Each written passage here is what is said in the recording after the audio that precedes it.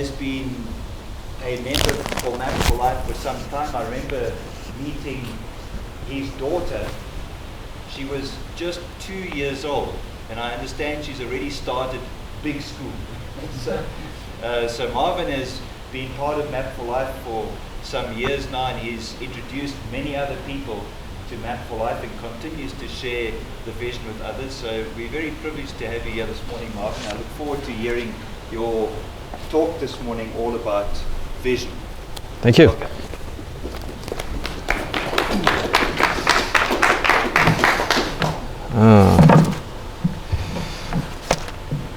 Good morning. So my name is Marvin, as Glenn introduced. I have the privilege of just sharing for 10 minutes, if I'm right, to talk a little bit about vision and the power of vision, and also the importance of writing your vision down. Can you guys hear me? Is that fine? Okay. So I want to just start my timer just so I can keep on track.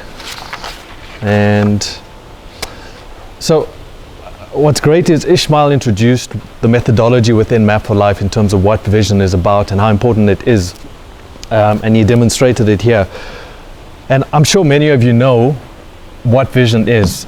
I picked out one specific definition which I thought was quite different and I quite liked. This one says that vision is the ability to think about or plan the future with imagination or with wisdom. Someone once said that vision is the bridge between the present and the future. And if I look at what Ishmael wrote here, you could actually see a bridge between the two. So what I want to do is I want to talk a little bit about vision, but not bore you about vision. I want to actually tell you a little bit of a story about a vision I had, a goal that I set last year that came into fruition actually a couple of weeks ago. And in living out that goal, achieving that goal, I actually came across something even more impacting, which I shared with some of my team that I want to share with you. So let me just talk a little bit about what are the benefits of an effective vision. Now, an effective vision, it's something that really provides the direction that Ishmael showed here. Especially in those times when you're confused, you need to decide what is it that you need to do. You're faced with many inputs, lots of information that comes in.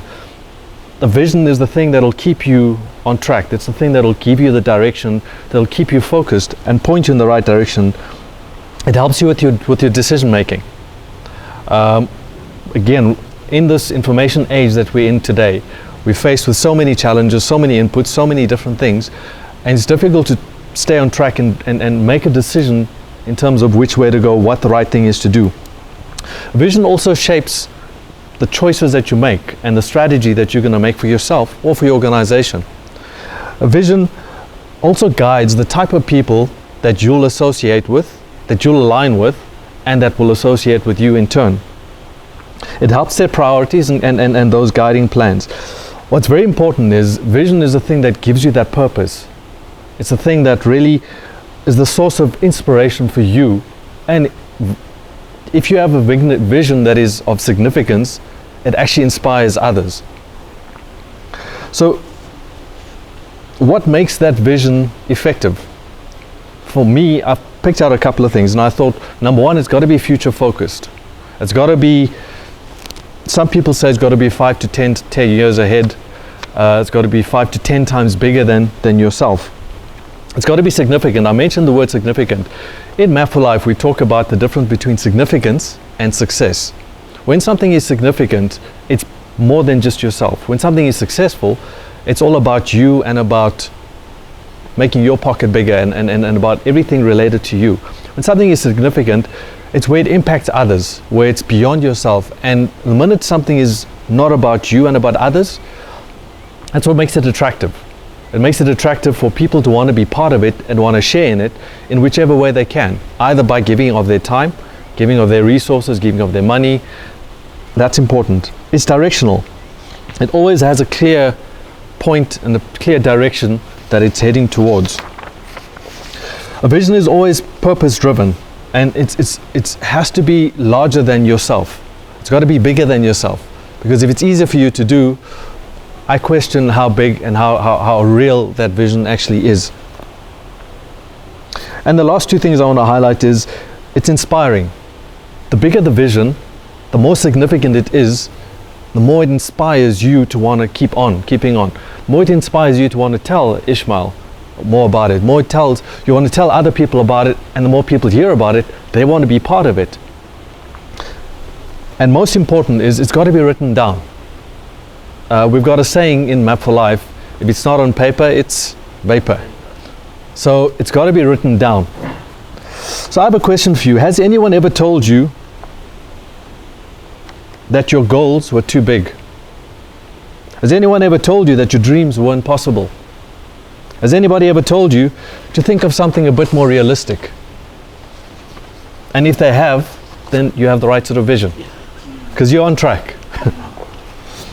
Because if it is related to those questions, then you know that your vision is something that will last a lifetime.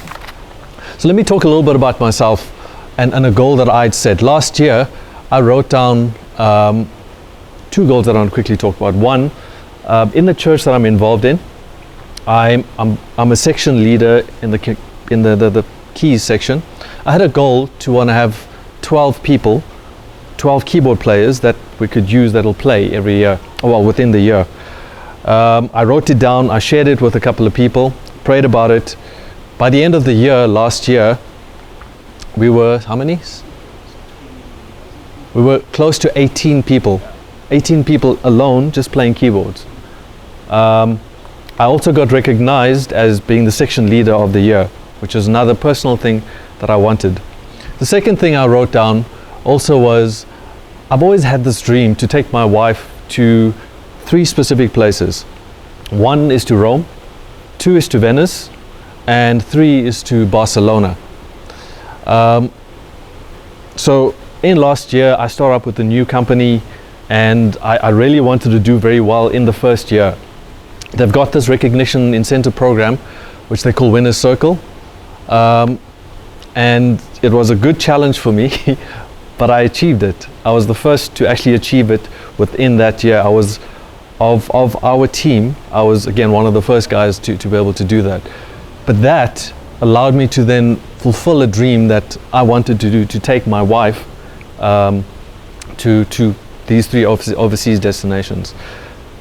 The incentive trip allowed me to fly to Rome, to fly to Venice, to fly to Monaco, another dream that both my wife and I share, to fly to Barcelona. While we were in Barcelona, I want to show you a photo, and it might be a little bit small. I hope it's... We got to see this building. If anybody's been to Barcelona, you might recognize it. So this building is a building called the Sagrada Familia. Oh, all right. And each of these 3 pictures is just, 2 of them is obviously of the 2 of us there, and 1 is just a bit of a bigger view of what it looks like. So I want to use the next few minutes that I have remaining just to talk a little bit about the Sagrada Familia. And for me, this is such a great story about the power of vision and the power of writing things down. It's such a powerful story because it's a story, and it's impacted a city, it's impacted a country, it's impacted many generations, and it has impacted the world. And I'll tell you a bit more about it. It was designed by a guy that's known as God's architect. His name is Antoni Gaudi, born in 1852 in Spain. In 1878 is when he eventually graduated as being an architect. His most famous work of art is this specific building called the Sagrada Familia. It's an absolutely breathtaking experience to be there and to be and to understand the story behind it. Today, it's still under construction. It started in 1882 and is scheduled to be finished in 2026. So this is a guy that had a vision to put together a building that depicts the life of Christ. So it depicts the birth of Christ, the actual life of Christ, and the death of Christ. Unfortunately, I'd like to show you more pictures, but every single part of the building is of some sort of significance. And the structure itself has taken longer to build than you think. For example, it's exactly 150 years that they've been busy building, and it's taken longer to build that than it built the Egyptian pyramids, and it's 50 years shorter than it took to build the Great Wall of China. So this guy had this vision to represent Christ and his honoring of Christ in this building. During that construction period, he's a guy that didn't like to actually draw plans. So he actually built 3D structures of every single portion of the building. And he was so future-minded, everything that I spoke about, so focused on it, that he knew he wouldn't be able to live long enough to finish building it. Of his whole life, he spent 40 years dedicated to this one project. So 40 years, day in, day out, he built the mini structures of what his vision was of it to be. And the more he did that, the more people got interested, the more people wanted to be part of it. It's seen a generation of, I think, about 12 different lead architects and a couple of sub-architects. Something very significant is the building itself is significant. It's got nothing to do with him. It's his representation of and his way of honoring God and honoring. In his view, it was just a cathedral that he was busy building. Little did he know that it actually was growing into being far bigger than just that. Today, it's been recognized as a UNESCO World Heritage Site. Not only that, that's one of 7 other World Heritage Sites that he created with the way that he did. It's no longer a cathedral. In 2010, Pope Benedict XVI declared it a basilica. Now, basilica is where cathedral is the seat of a bishop in Catholicism. This turned out to be way beyond that, because that's now a place that even the Pope can go to and conduct services from. So again, this for me just is like blows my mind to think how visionary this guy was. People tried to take this building down. In 1936, there was a big civil war that broke out in Spain, and some guys got in and blew up some parts of his little mini designs, but that didn't stop the vision from carrying on. That didn't stop the building from continuing. With the architects and the people around him, the engineers, they managed to reconstruct things and carry on. Then there was World War I. There was bombs that happened at that specific site, tried to take things down. It still didn't take it down. Its height is also quite remarkable.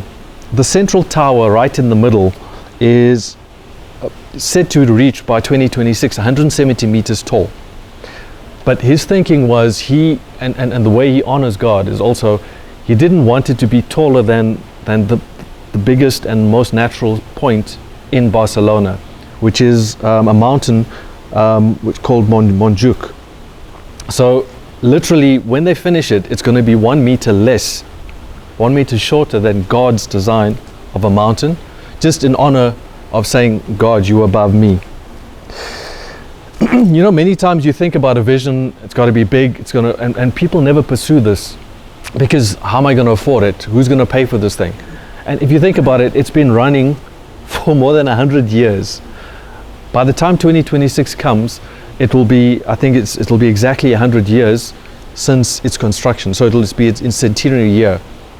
It costs about 25 million euros annually to continue the construction. And now you think about 25 million euros in South African rand. How? When we went there, this happened about 3 weeks ago. To get in, you've got to book a specific time slot and you've got to pay 16 euros each. There's over 3 million people that visit there annually and have been visiting there annually just because it's such an experience to go there.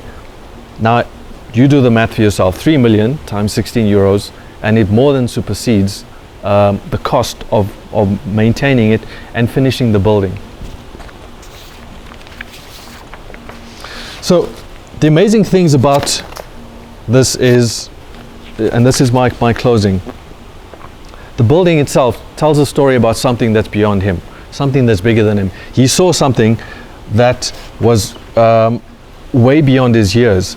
Something really interesting in one of the videos, if you and I can share that with you, is there was an architect that was a monk that came across and became one of the lead architects. He was so impacted by his vision, he actually converted to become a Christian just so he could really understand and fulfill some of this vision. So the vision was bigger than himself. It needed others to fulfill. Guess who's fulfilling that today? It went to a point where it actually stopped, and the government and of the country, and there is a bit of a monarchy there as well, they decided to take it on themselves to complete the project on his behalf. So never think that your vision is too small. Never think it'll never ever come to pass. 2020 is something that will happen. And in the case of Glenn, his vision was so significant it attracted others and still attracts others and will continue to attract others. So his vision, being significant enough, having been more than just written down, actually built into small little 3D structures, pays for itself and will continue to pay for itself. It's just absolutely incredible. So where does that leave you? I want to challenge you to dream. I want to challenge you to dream big. I want to challenge you to dream beyond just yourself. I want to challenge you to really step out there and share your vision with others. You never know who it is that vision will impact and what an impact that will have. If you look at Gaudi, 150 years beyond his lifetime, the vision is still being run out. The vision is being supported by more than just himself, more than his society and foundation, more than the city. It's being supported by global patriots that come. So I'm going to leave it there, and I hope that spoke to you.